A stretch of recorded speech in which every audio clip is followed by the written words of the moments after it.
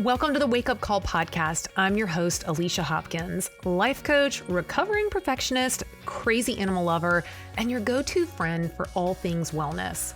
If you're the type of woman who constantly feels burned out, overwhelmed, and like you have zero time for yourself, then this is the show for you. I'll show you that it is completely possible to live a life you look forward to every single day by learning simple, actionable steps to start putting yourself first. Burnout and overwhelm are not welcome here, but a little bit of crazy sure is. So if you're ready for your wake-up call with a girl who's not afraid to drop an F-bomb every now and then, let's dive in.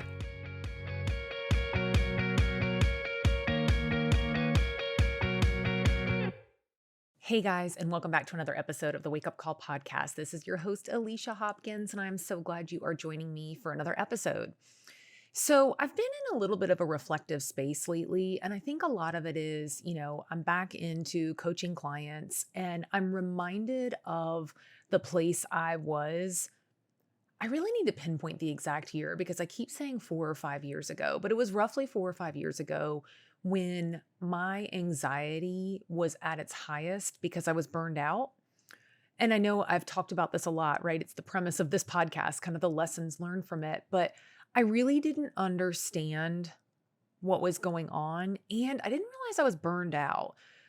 I know now I was under a lot of years of chronic stress that led me to this place. And now where I am, right, several years out from it, one thing I've realized is there was a lot I didn't know then that I wish I would have. And when I think about this podcast, my goal is always to share with you my learnings because one, I'm not super far removed from it. I still find myself in these patterns of feeling anxious or burned out.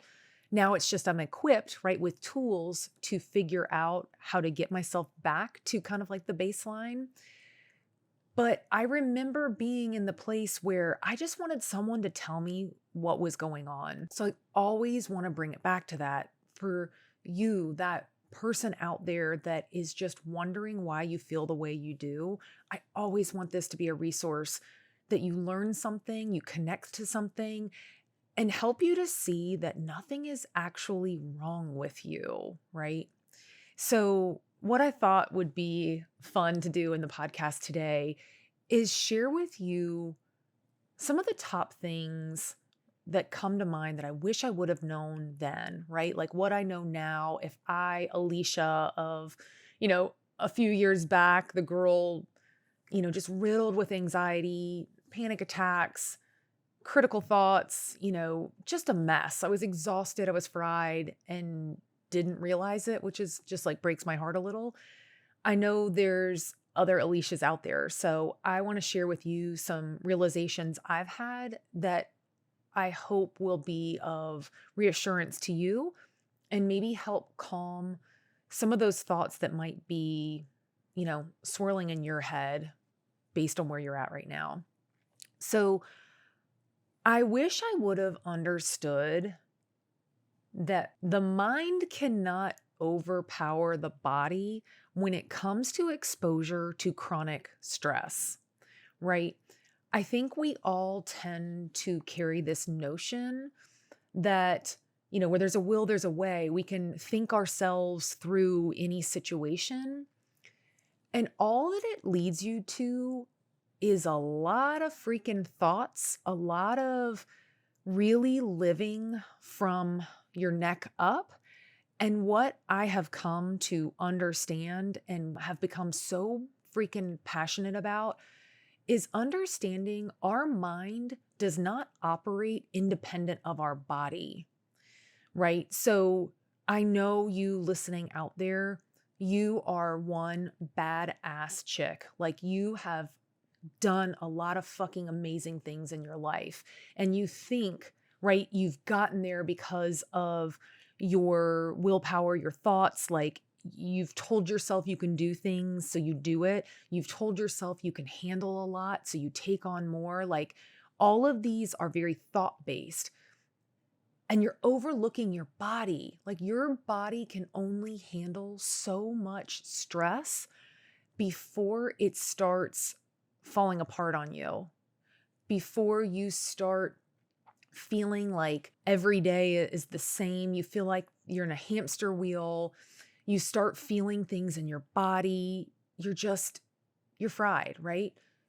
You will never be able to outthink your way through chronic stress. Your mind and your body do not operate independent of one another. So when you are dealing with anxiety, stress, burnout, you cannot overlook the importance of your body and what you're doing to take care of it, right? Whether that's rest, whether that's moving your body, learning how to bring your body back to a restful state are so, so, so important. So I wish I would have known then that fighting and fixing, solving for my anxiety wasn't just a thinking problem. Like I had to approach it two-pronged, like understand my thoughts, understand the patterns that were happening, but also realize I had been neglecting my body. Like I had been forcing it into a fight or flight state for far too long until it got to the point that it was like, okay, I'm done. I can't do this anymore. So kind of piggybacking off that, something I wish I would have known is that your body is a powerful tool and it gives you cues to alarm you, right? That something is off, that it needs your attention, it needs tended to. And when you don't realize that, your body just tries to get your attention even more.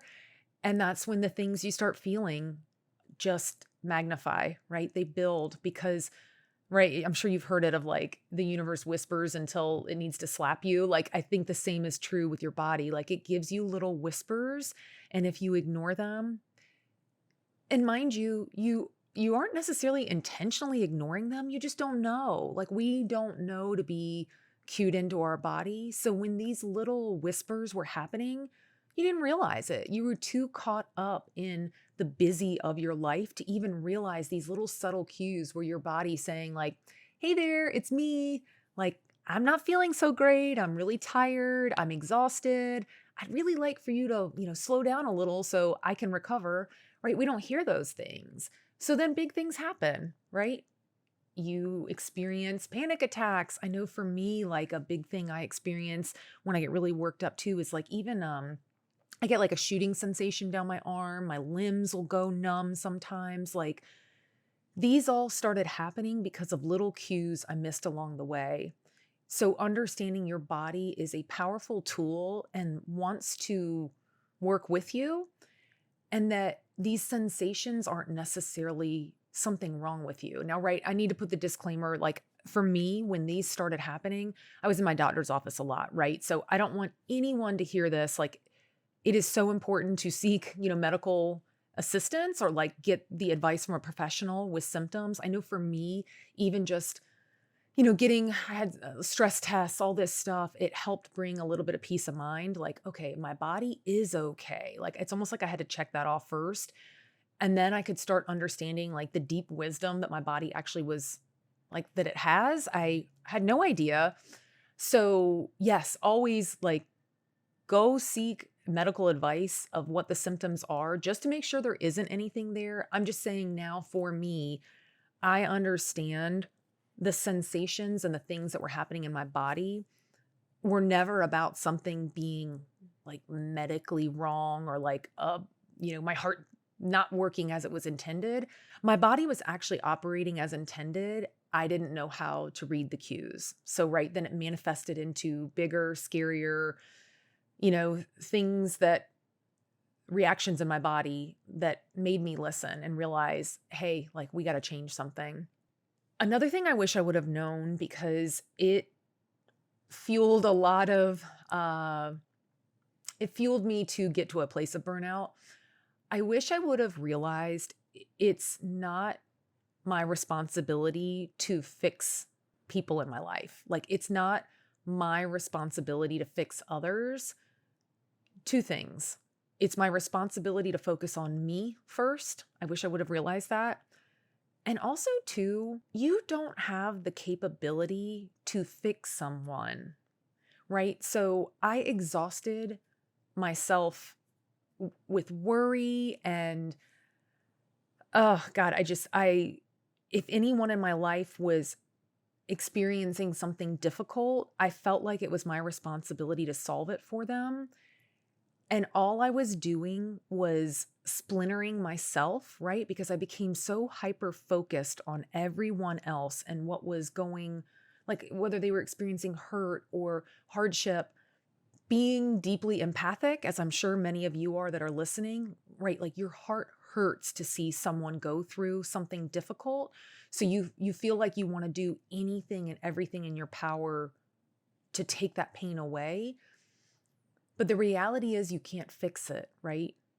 You can be there for someone. You can certainly support them. You can bear witness to what they're going through. You can be, the shoulder to cry on, but you cannot take on others' problems as your own. Like there's a difference. And that doesn't mean wiping your hands clean of somebody. It means protecting like your boundaries to not take on that stress, that hardship of someone else. So two things are really happening when you're trying to fix everything. One, you are dragging yourself, you are depleting yourself, right? Because you have become so consumed with trying to help that person, like absorbing their energy, you've exhausted yourself. And in doing so, you're not even able to show up as your whole self to support the person, right? That person is capable of solving their own hardships and could really use a support system. But if you are not taking care of yourself, if you are not, feeling your best, if you're showing up to things like your tank half full, you're not there to do the job that you really want to do, which is to be there for the person, right? So understanding that you can actually be there for someone, and that's actually what you need to do rather than fix. Like we can't fix others. We need to focus on ourselves so we can feel, whole in ourselves and show up for those that we love. So I wish I would have realized it wasn't my job to fix everything and everyone around me. So another thing I wish I would have known is I wish I would have known the way our brain works, right? And getting into like subconsciously how our brain works, like how much the subconscious thoughts we have and patterns we have really dictate what we do in our life. And understanding that your brain is a thought-making machine. Your brain is constantly looking to keep you safe and, assess for any perceived threats. So it is always feeding you thoughts so that if any of them are useful, you can then take action on it. But here's the thing, when you are so burned out and mentally fatigued, you're hearing all these thoughts and you're placing more importance on them than they deserve, right? Like your brain produces, I wish I knew the stat, I should have Googled it. Like it's some ungodly amount of thoughts that your brain will produce every single day, but it's just what it's doing, what it's designed to do. Like you are not intended to action every thought you have. And I know for a long time, anytime I had a thought, my interpretation was I was supposed to action that. Like, oh my gosh, if my brain is thinking this, there must be a reason why. And oh my God, I better figure it out. And I got so in the weeds with thoughts that were just thoughts, right?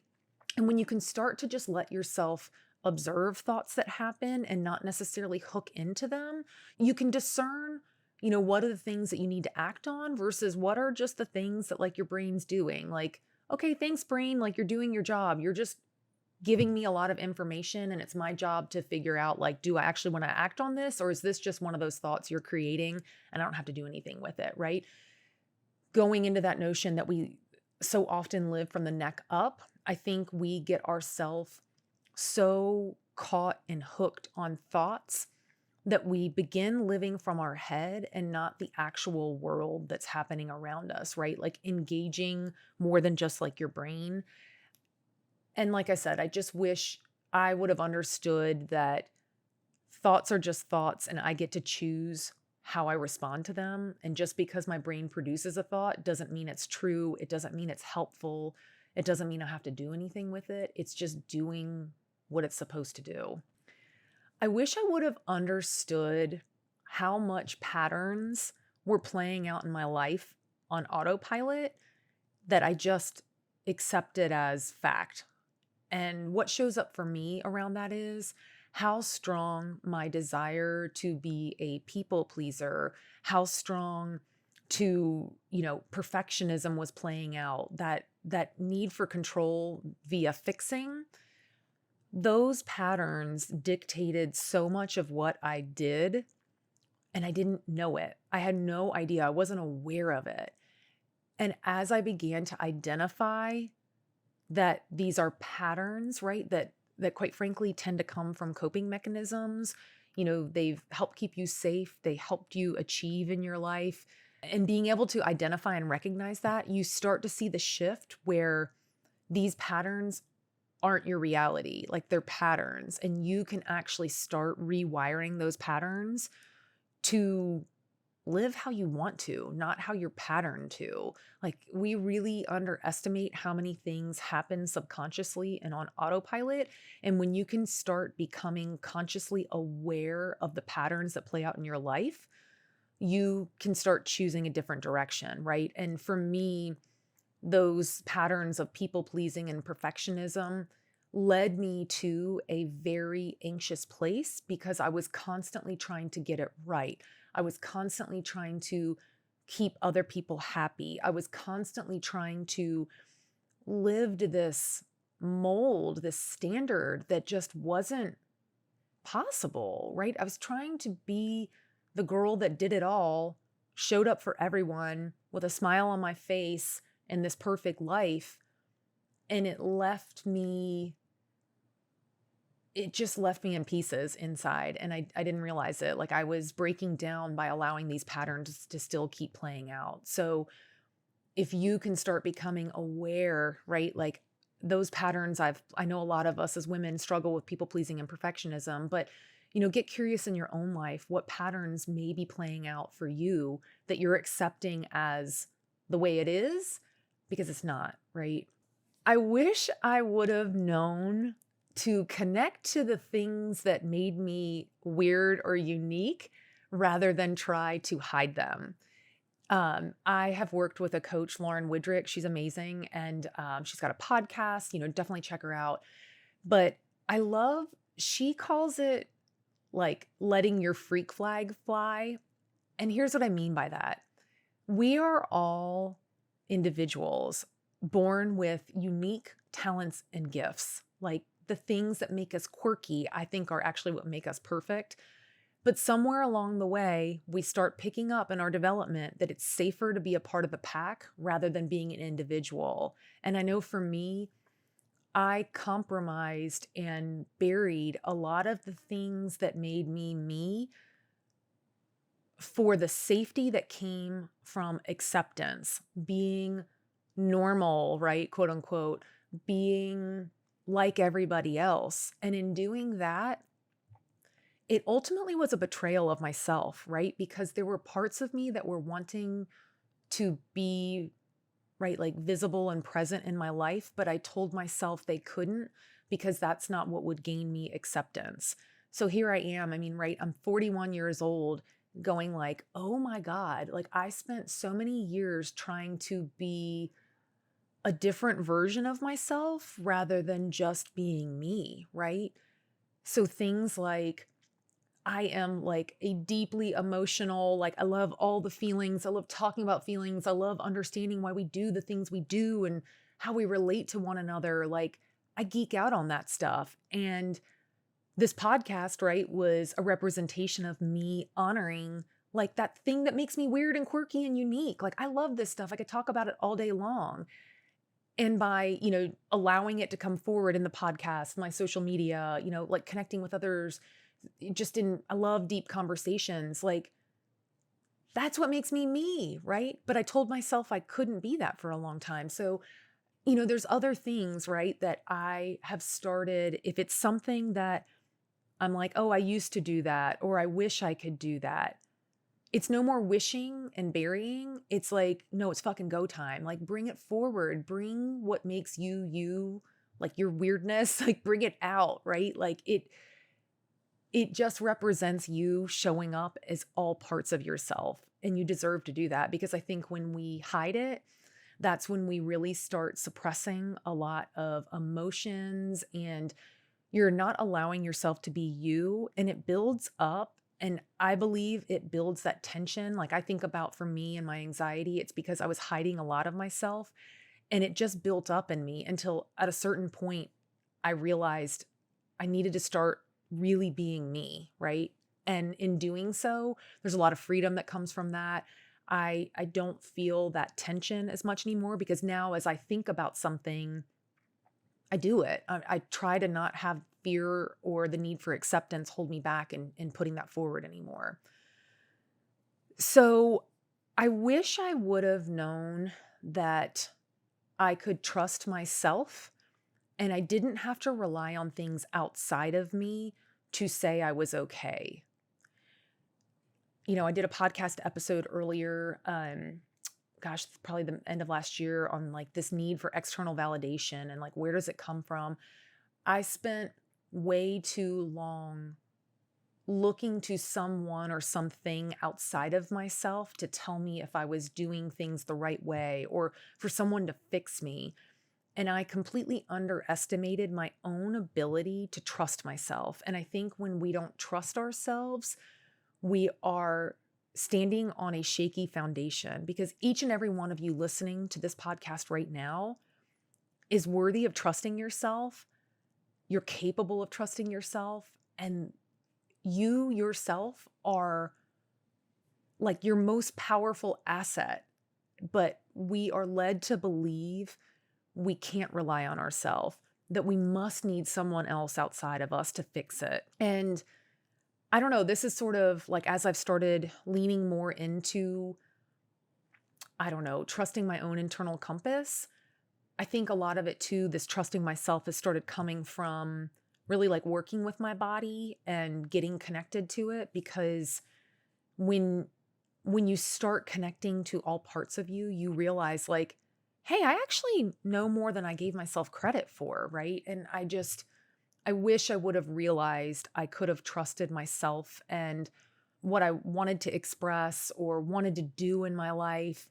You don't want to get stuck in regrets, but I do see opportunities where I could have taken different action in my life had I listened to that inner voice and what I felt like that inner knowing, rather than trading it for, I don't know, what others were doing outside of me or what I thought I should be doing, right? So these were some things, like I said, as I just have been in this like reflective state of late of just, wow, like what was so different at the height of my anxiety and burnout and where I am now.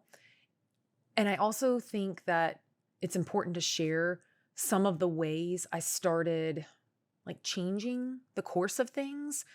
So, I talked a lot about mind-body connection. We've got to start taking better care of our mind and bodies, right?